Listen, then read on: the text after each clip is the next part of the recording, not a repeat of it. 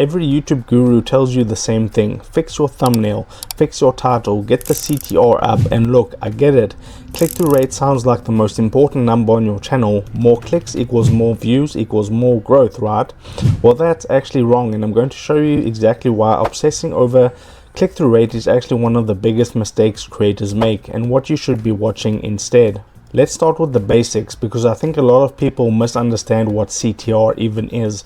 CTR, or click-through rate, measures the percentage of times your thumbnail was shown to someone and they actually clicked on it. So if YouTube showed your thumbnail 1000 times and 50 people clicked, your CTR is 5%.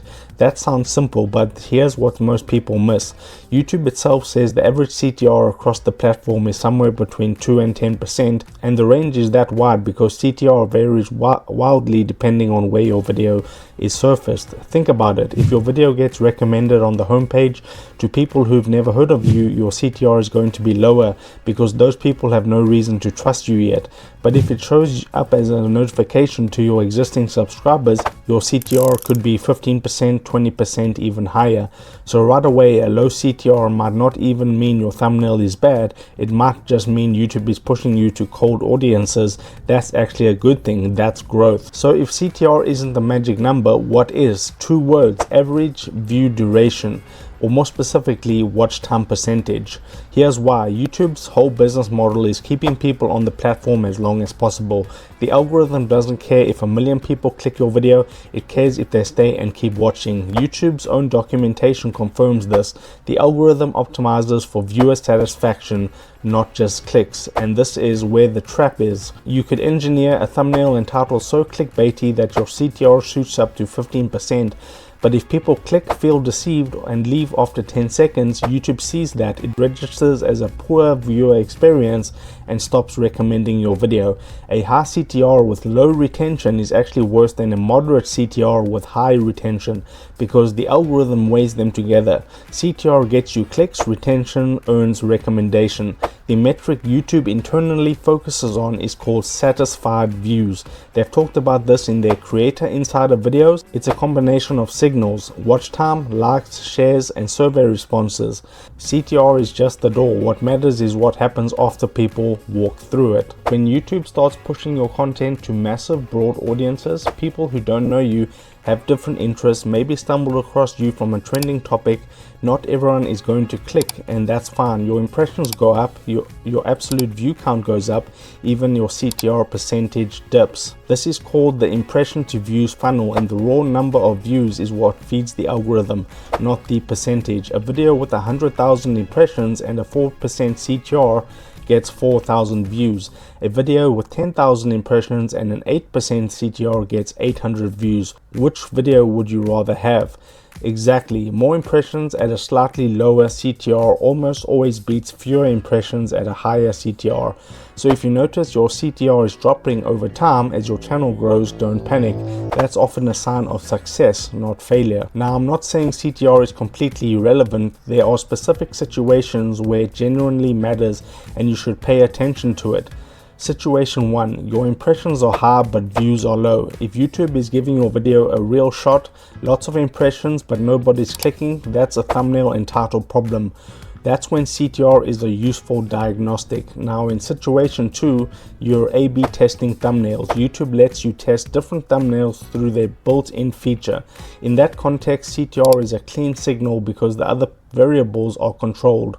Same video, same audience segment, and same time period.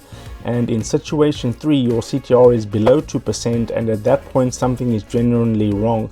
Either your thumbnail is visually confusing, the title is unclear, or there is a mismatch between what the thumbnail promises and what the title says. So the rule is, CTR is a diagnostic tool, not a performance goal. Use it to identify problems, not as your North Star. Alright, so what should you actually be optimizing for? Here's my framework. Firstly, watch time percentage. Aim to keep viewers watching at least 40 to 50% of your video. If you're consistently below 30%, the algorithm is unlikely to push your content widely. Look at your audience retention graph and identify the exact moment people drop off. Now, second is your click to watch ratio, or what I call qualified clicks. You want people who click to actually want the content. That means your title and thumbnail should accurately represent the video, not clickbait, not misleading, specific and compelling. That's the difference. And thirdly, you want returning viewers. Check your returning versus new viewer ratio under the audience tab. If you're building a real channel, you want a healthy mix, new viewers from recommendations and search, but also returning fans who come back because they trust you. Fourth is your session watch time. This one's underrated. YouTube rewards videos that start a viewing session, meaning someone came to YouTube and your video was the first thing they watched. It also rewards videos that keep people watching more YouTube after the video ends. You can't directly see this metric, but it's influenced by posting at peak times and ending your videos with a strong end screen and playlist. If you focus on these four things, CTR will naturally find a healthy level on its own. You won't need to chase it. I want to zoom out for a second because there's a mindset issue here beyond just the metrics. When creators become obsessed with CTR, they start making decisions for the algorithm instead of for their audience. They swap out thumbnails every 48 hours chasing a number. They write titles with false promises. They burn themselves out testing and tweaking instead of making content better. And the irony, the channels with the best long-term growth are usually the ones that stopped obsessing over CTR and started obsessing over their viewer experience. Because when the content is genuinely good, people finish your videos, share them, subscribe, and that signals to YouTube that you're worth recommending. CTR is a number that reflects whether your package is appealing. It says nothing about whether your content is valuable, and ultimately YouTube's algorithm, for all its complexity, is trying to surface valuable content. So next time you open YouTube Studio and see that your CTR is sitting at 4% and you start spiraling, take a breath, check your retention, check your impressions, check your watch time. That's the full picture. If this helped reframe how you think about analytics, drop a comment below and like this video. Now, if you want more one-on-one help and you want to join a community of like-minded YouTubers or who are all on the same journey, you can go ahead and click the first link in the video description and you can join my 100% free school community. And subscribe for more videos, and I'll see you next time.